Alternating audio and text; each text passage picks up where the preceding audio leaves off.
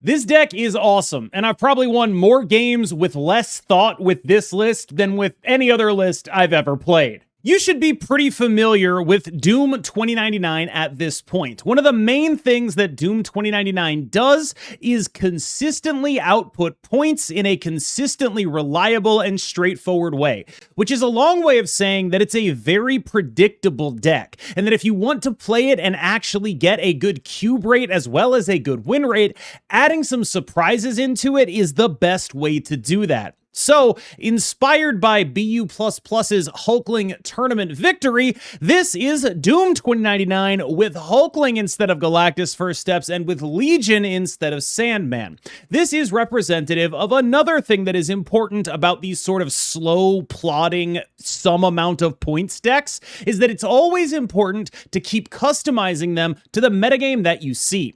Sandman was excellent when people were playing a lot of Captain Carter combo and Victoria Hand. Now, people are playing a lot less of that and a lot more of things that are relying on magic to do various Scorpion-based combo shenanigans. This means that turning off those limbos is particularly valuable, where Sandman just simply is not. That is the biggest impetus behind the Legion change. We are, of course, in the other tech slots still playing Mercury because there are so many powerful Batroc lists. And the biggest thing that this deck has going for it is that between Mercury for the Batroc and multiple man lists, Legion for the magic decks, and Cosmic Ghost Rider to cover up anything that those aren't hitting, you kind of have a very powerful suite of answers that prevents most things that would normally go over the top of you from actually doing it. Moondragon is your best stats from a 2-cost that you can possibly get.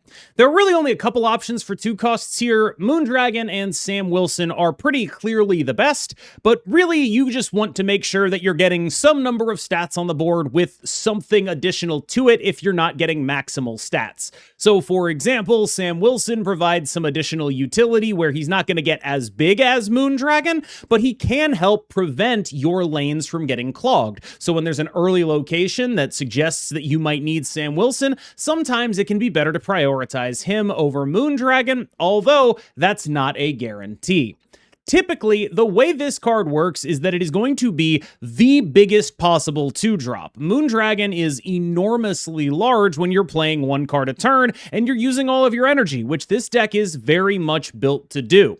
Part of that is why I like this deck so much for people who want to get better at Marvel Snap, because so much of what you do with this deck is not actually about executing your game plan. Your game plan is very on rails. The skill expression in this deck comes from recognizing what your opponent is doing and how it matches up into what you're doing. And then trying to stop them from doing it becomes what the game is actually about.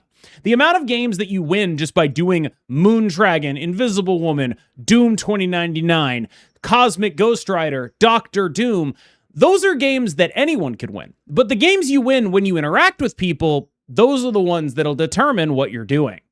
Sam Wilson is worse points than Moondragon. He doesn't have the same synergy with the Invisible Woman First Steps. He doesn't have any of that stuff going for him. But what he does have is downside protection. One of the big risks with a deck like this is that you will fill up all the spots in a lane before you can play a Dr. Doom, because you don't control where your Doombot 2099s actually go. Sam Wilson is a great way to make sure that that does not happen. His shield being movable can really get you out of some tight spots. Invisible Woman First Steps is a card that you don't always have the need to play. But there are 2 things that Invisible Woman First Steps does, and I think that people have them backwards in order of importance. The most important thing Invisible Woman First Steps does is double Iska procs. That's a seriously big deal. That is significantly more important than what she does for Doom 2099, because very often Doom 2099 getting an extra Doombot, yeah, it's cool. That's 6 or 7 points. I'm very happy to get those points. Getting an extra Iska proc is like 24 to 48 or 12 to 24. It's a very, very, very big deal. And that tends to be a lot more important in terms of the games that I'm actually playing her out. A lot of the time in a Doom 2099 version of this deck, like if you're doing Doom 2099 stuff, it's not that much different to play Invisible Woman versus playing Caliban. And when you're doing Iska stuff, it is drastically different.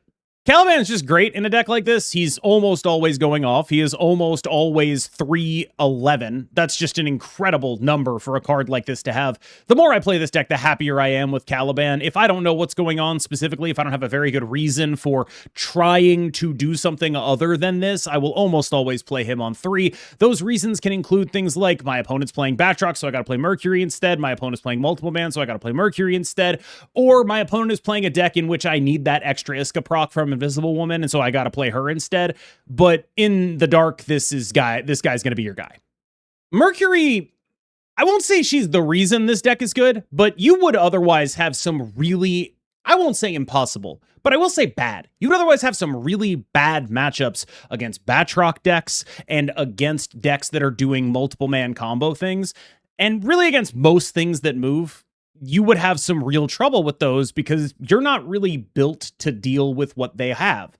But if you're able to stop them from getting off the ground, you're actually a great deck against the Juggernaut Cosmo type of thing. That is something that being a Doom deck really helps you do. And so having this card in your deck takes those matchups from probably very unfavored to genuinely in your favor a lot of the time. Now, this is a card you need to draw and play. You really are only playing it on 3. It's very bad if you have to play it later. That is super real. But just having it in your deck is super good. And it's a 3/4 that moves, which is honestly not far off of a card you play anyway because of what that can do for your overwhelming potential to clog yourself. So Mercury is a very solid card that is I would say, one of the foundational reasons that this deck works in this metagame.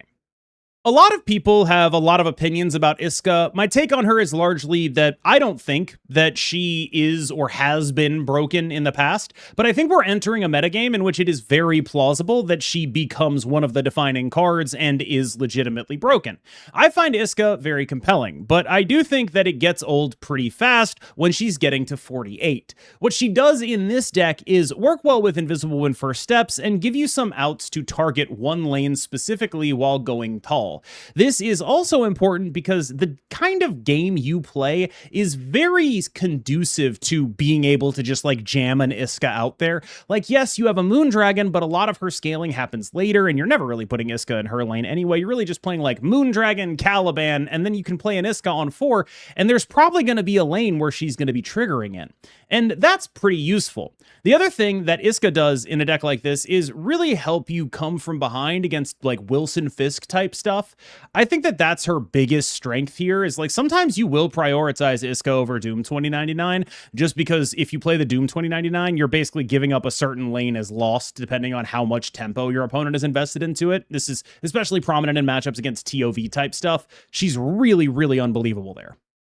Doom 2099 is definitely what the deck is about, but I do think that maybe there's it's a little closer between him and Iska, depending on the matchups than you might think, but obviously this guy at base is just, I am going to make a bunch of points. I am the engine of this deck. You play me, you get a Doom bot. You play a card on 5, you get a Doom bot. You play a card on 6, you get a Doom bot. If that card was Dr. Doom, you are making additional things for those Doom bots to buff.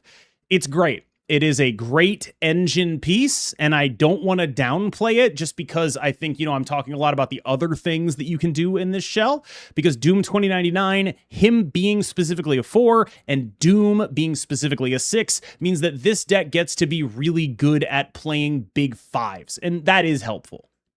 Iron Lad is probably the worst card in the deck, but I really just don't have a better option for what the hell this card is actually supposed to be. I think there's other things you could do, like maybe you take him out and you say, I'm never really playing him anyway, and then you put in a 2-drop instead. But here's kind of the thing with Iron Lad is if you're playing this deck and you are having a run of bad luck, a lot of that run of bad luck is, I didn't draw Doom, I didn't draw Iska, I didn't draw anything to play early, and now I'm going to play Iron Lad and hope I get those cards. And because you didn't draw them, they are in the deck. So he's actually pretty good at being a backup Doom and a backup Iska. So when he does hit in the games where you are forced to play him, like, A 7 power Iska is kind of nuts, right? Like, there are a lot of good things to be said about this card when it hits, which is not to say it always does, but I do think it fulfills an important role despite pretty clearly being the worst of the 4s and probably the worst card in the deck, give or take how you feel about Hulkling. A lot of the strength of this deck is that it is one of the few decks in Marvel Snap that gets to meaningfully play some of the better, more pricey interactive cards. Because so much of your point package is accounted for by just playing one card a turn, you're getting procs on Moondragon, you're getting procs on Doom 2099. You are a deck that is uniquely set up, in my opinion, to use these 5s and actually not be punished for them. If you're playing a 5 after playing a Doom 2099 and a Moondragon, that 5 is effectively getting like 4 additional power for doing that other decks are not nearly so able to help compensate themselves by doing. In other words, this deck gets to play Cosmic Ghost Rider, and that's really good for it. Decks like this that have, 3-ish interactive slots and they're kind of prescriptive, like you really only have interactive slots at the 5 and then there's like 1 or 2 at the 3 if you really want to stretch it, but realistically it's 1 at 3 and 2 at 5. So you don't necessarily have a ton of flexibility if the metagame is demanding things other than that. But the good news is there's a lot of powerful stuff at the 5. Between Sandman, Cosmic Ghost Rider, and Legion, you actually have more options than you're able to play. I've opted for Legion here because I like free wins. And I think one of the key things about this video is that I want to express that Doom 2099 is typically like this plodding 1 cube, 2 cube deck, but it doesn't have to be as long as you introduce some elements of surprise. And Legion right now was definitely playing that role for me. You're not going to believe this when I tell you, but Dr. Doom is the best card to play after you've played a Dr. Doom 2099. I know, it's shocking. But yes, Dr. Doom getting to 24 power instead of 15 is great. Targeting all the lanes is great. And when you've done enough work, as this deck is capable of doing between Mercury, Cosmic Ghost Rider, and Legion, to make sure that your opponent is not going over the top of you, it is great to finish off the game with a big point barrage. Emperor Hulkling is largely a nod to the fact that 6 costs are just not good. And because of Doom's nature, it can be a good thing to have something that your opponents are just never going to be able to meaningfully play around. You don't like playing the second 6 cost most of the time in this deck anyway. Like, Doom is probably just a better card. And I'm not saying that this is worse than Galactus First Steps, but Galactus First Steps sort of locks Doom 2099 into a very straightforward play pattern where you are just telling your opponent everything. And I really don't like telling your opponent everything. So in honor of BU++, my podcast co-host who won the Spider Showdown tournament with a Hulkling list, he came in a chat and he was like, you should try Hulkling in here. I tried Hulkling in here. It was fine. I think that largely the lesson I'm trying to impart here is it can be especially valuable to have reasons to snap in a deck that typically doesn't have a ton of them. Doom 2099 very often has to wait until turn 5 to know if it's going to be able to stop you from comboing over it, which can make it a little bit dicey to snap. But if you have a bigger reason, that can be really, really powerful. And otherwise, just going against type and sort of not being the predictable deck that Doom 2099 is often capable of being can be a little bit valuable. That said, you can absolutely play Galactus First Steps. All right, y'all, we're about to jump into some gameplay. As always, I have been KMBest, you have been phenomenal, and I will see you in the next one. Enjoy!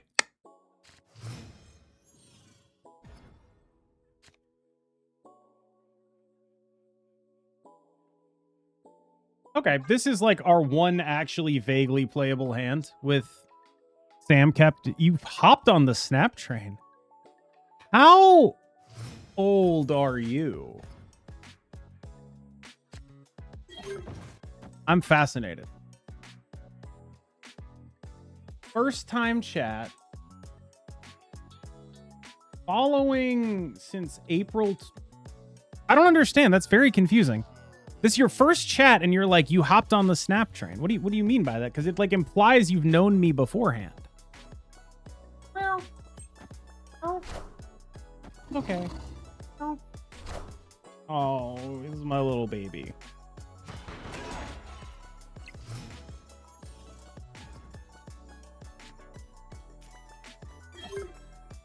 Oh, that's actually kind of like, they get the extra energy, but we just do something cool with an Iska here.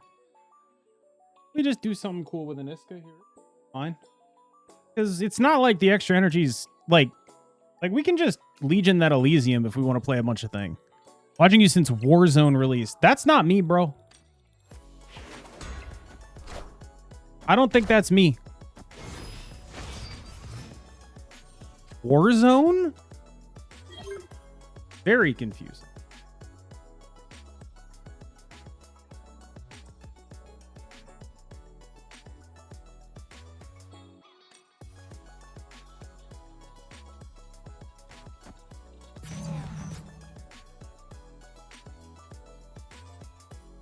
My favorite Warzone shooter. Yeah, isn't this just a weird one?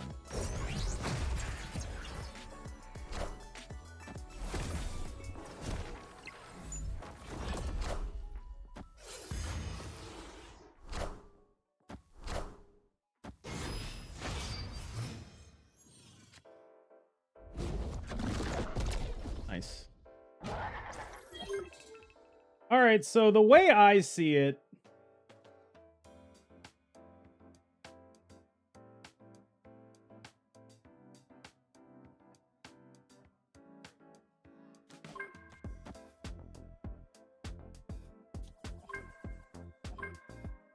it's like this.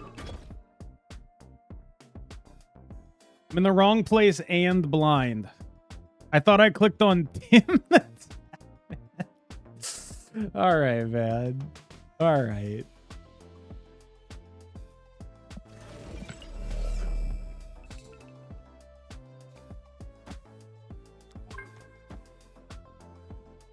Opponent snapped.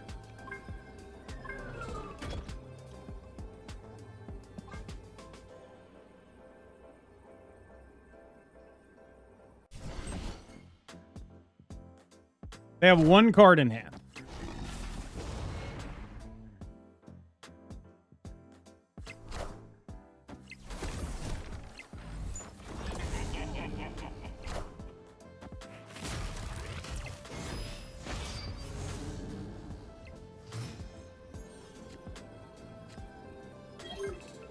And it is probably a Shadow King.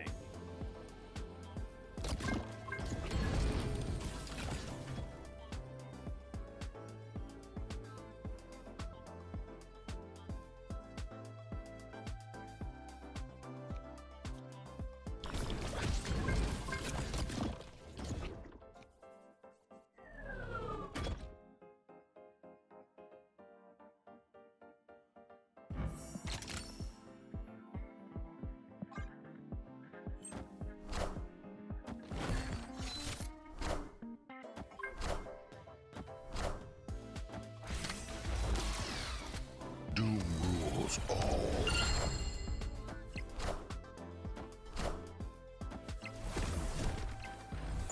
Nice! I was pretty sure it was a Shadow King, man. I don't know. And I knew the Caliban was always hitting Monstro, so it was just like, I don't really give a fuck. Has a meaningful impact creating less enemies for me.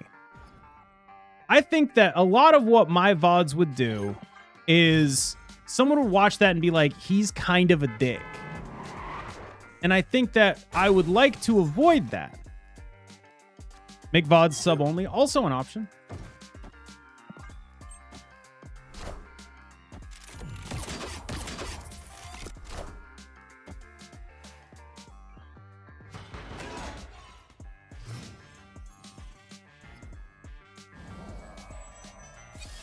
Play the Chimmy now. No, I'm saving it for the Iska. And like this, I'm saving that shit for the Iska.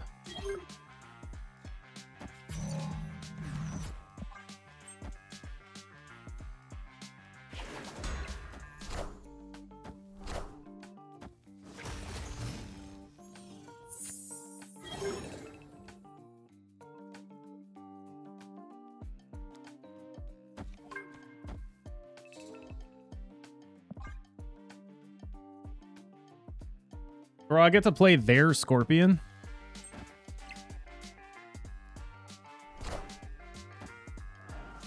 Weirdly chill. We destroy the ice cubes, we get Hulkling value. Facts.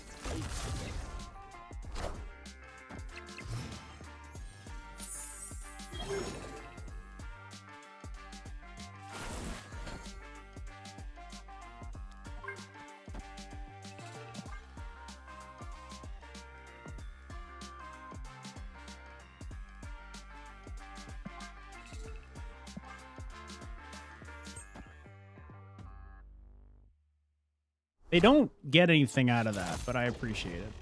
This should make sure that my Iska gets a sick-ass, disgusting-ass double here.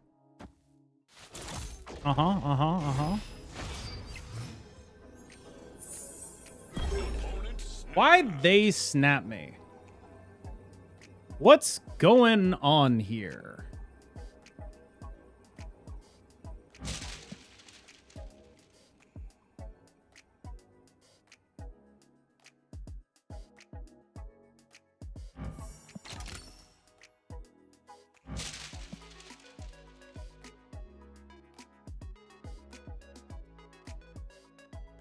They got the combo? How could they have the combo? What is their combo here? What is it?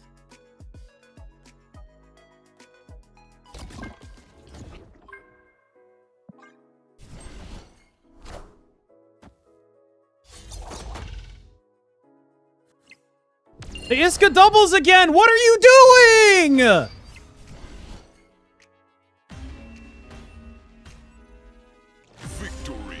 Actually wins.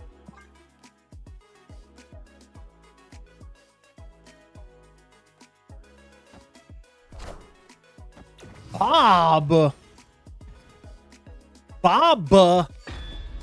All right.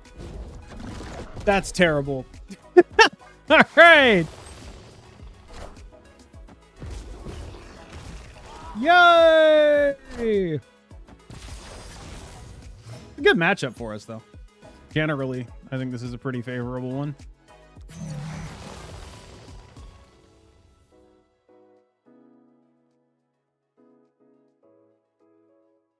You just get to, like, jerk dooms out of this motherfucker forever.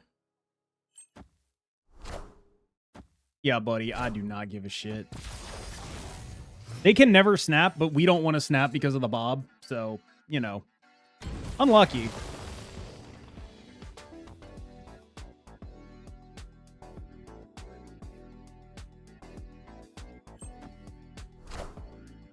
The Noose is pretty much the best card they could get. And we did not get completely fucked by Doom 2099, so...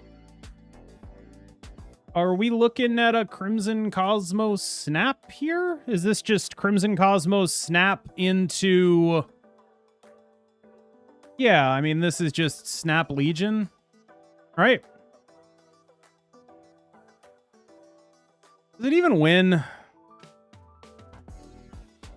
It just does nothing versus Aurora, right? So I probably just play this Hulkling. I probably just play the card Hulkling. Or do they play Thing Left and destroy Doom 2099? That would be bad, right? I don't think it'd be that bad.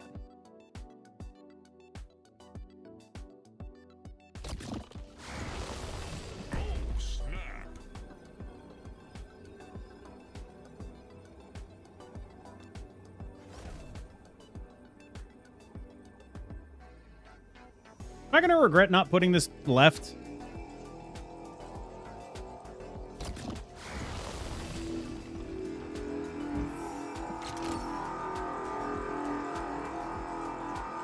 Maybe.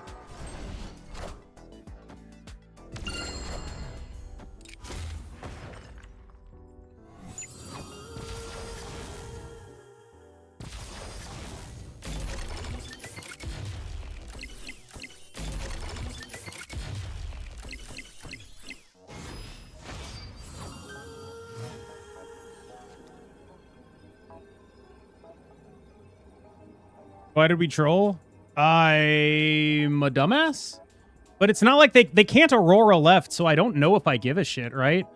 I play a Doctor Doom. It is, so I go Doom here. It adds 9, 10, 11, 12, 13, 9, and then potentially even more. I'm just not going to worry about it. That's my thought process. I'm pretty sure I'm fine. I don't know, dog.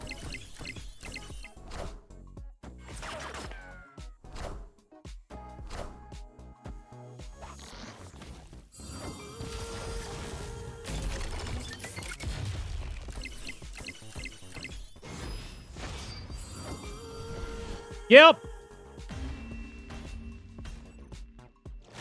Pretty sure.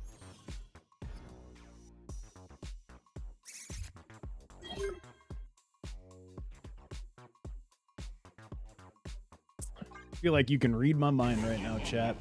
I feel like you know exactly what I'm thinking.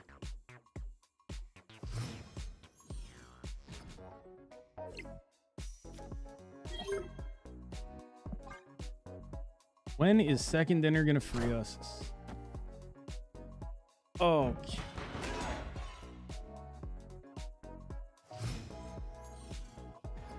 Problem is they're going, I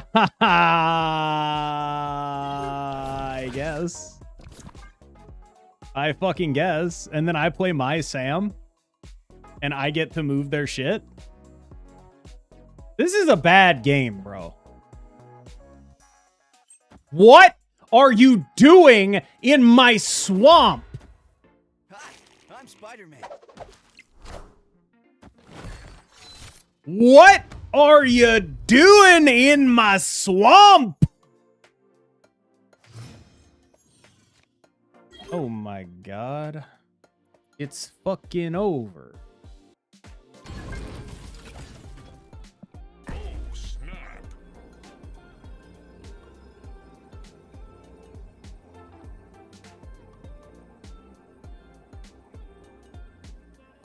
They just clogged themselves. You're not going to believe what happens next.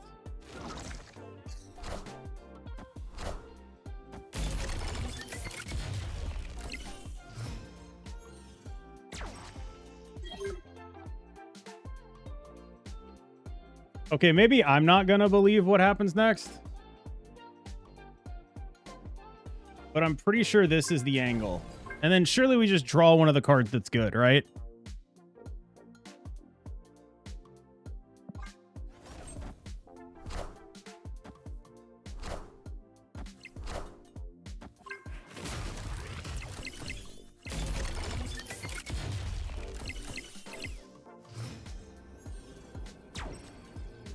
Look, we drew one of the cards that's good. Fuck, it's so cool being me.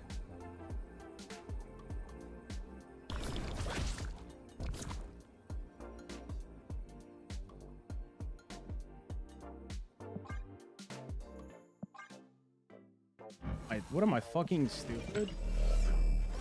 What am I actually fucking stupid?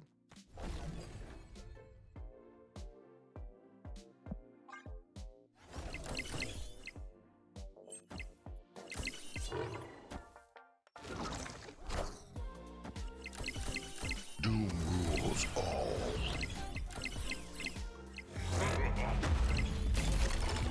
They sure did win the shit out of that one lane. Luke? I don't give a fuck. I'm not thinking about it.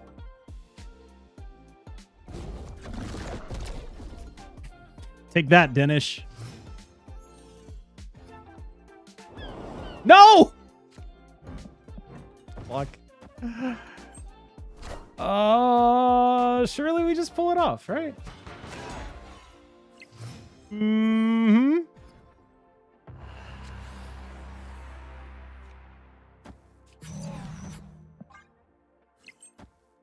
Wait, do we actually pull it off with Legion left into this Hulkling?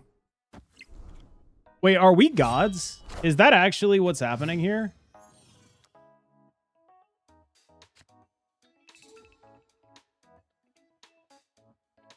Opponent snapped.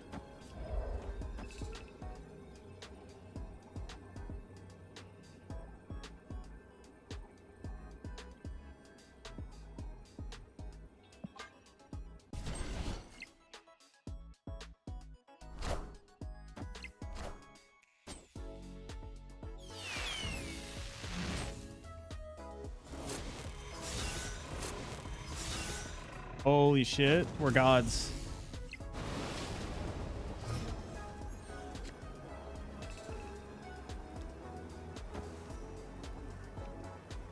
All right, check it.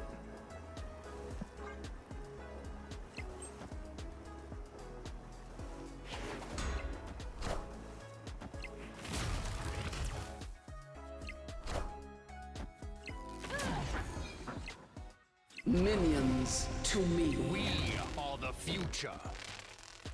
Yes. No. Yes. Okay, hold on.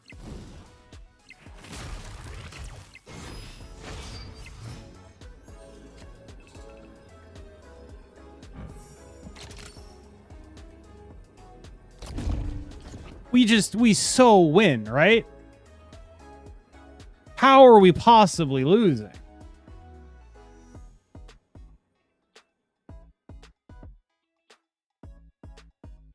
Odin left. I genuinely don't even think we lose to it. Let's go. God damn it. The thing that's going on.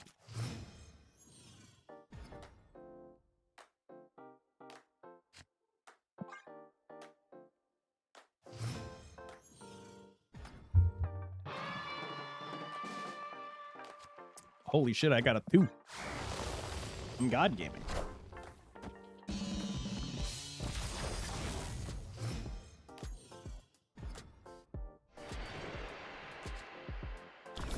Love it.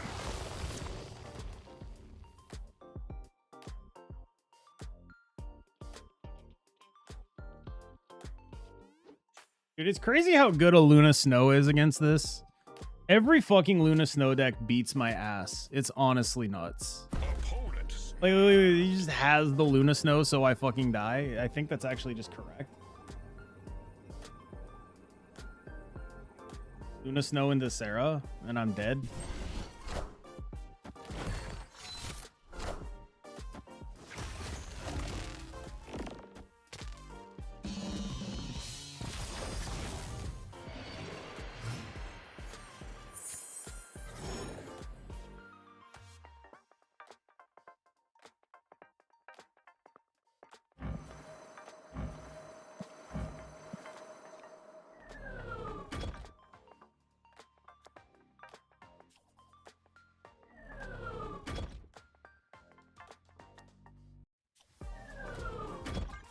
Eleanor, thank you. Appreciate it. Calaman ain't bad.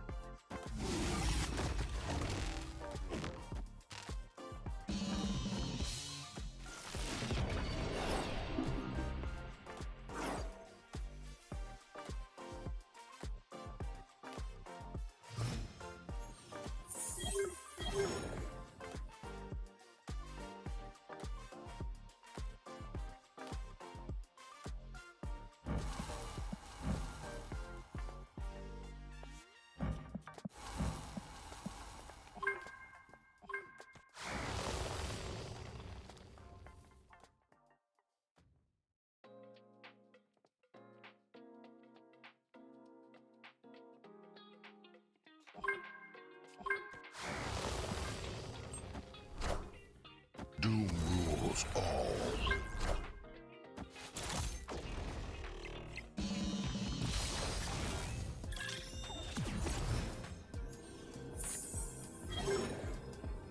Right, like...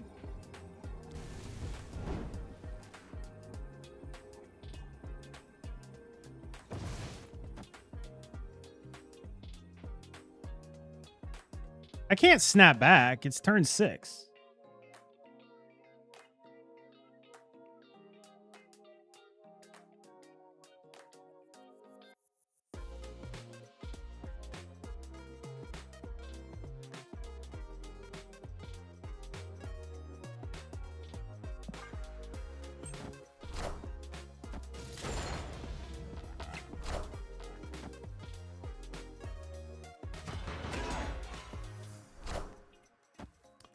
Tough.